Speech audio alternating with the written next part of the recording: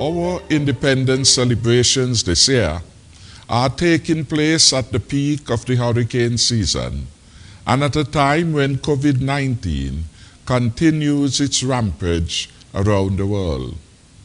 Globally, there are 25,327,098 cases, with 848,255 deaths recorded, and 208,215 newly diagnosed cases within the last 24 hours.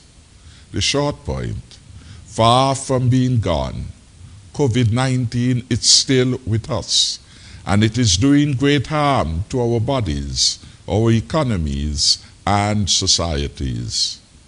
St. Kitts and Nevis's infection rate and mortality rates are among the lowest in the world.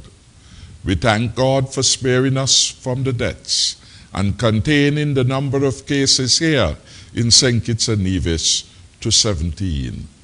It is the lowest number of all independent member states in the OECS, the Caribbean, and the wider Americas.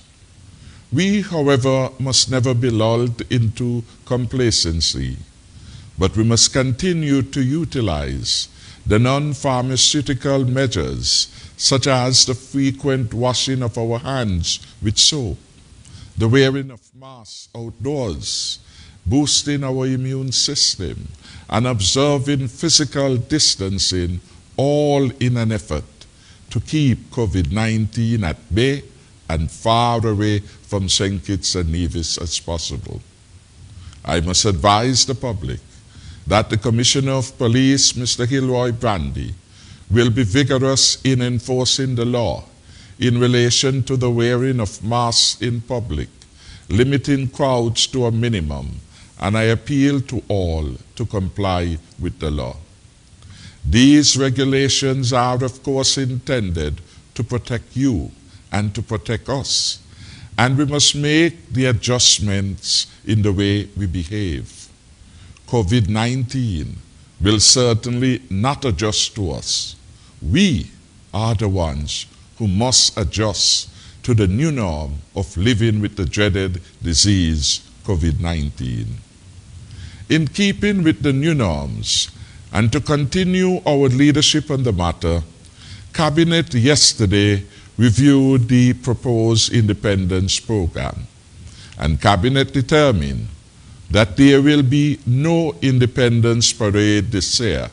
I repeat, there will be no independence parade this year.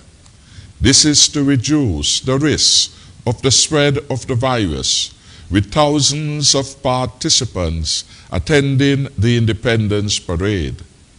This decision, of course, was a painful one, given the seminal importance of independence at the fulcrum of our sovereign state.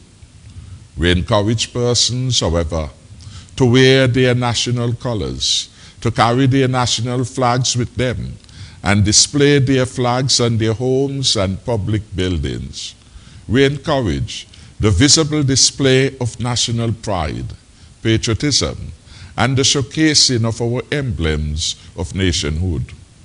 We encourage community activities to mark the day, mindful to comply with our COVID-19 regulations.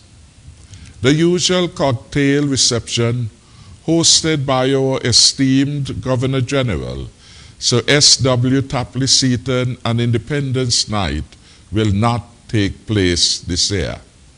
This event would normally attract thousands of invitees from all walks of life.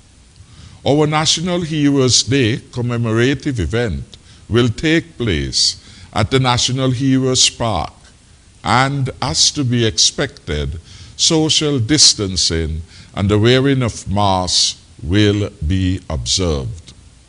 The program will be curtailed, and members of the public are invited to witness the event. The dignitaries and family members will also be involved in the ceremony.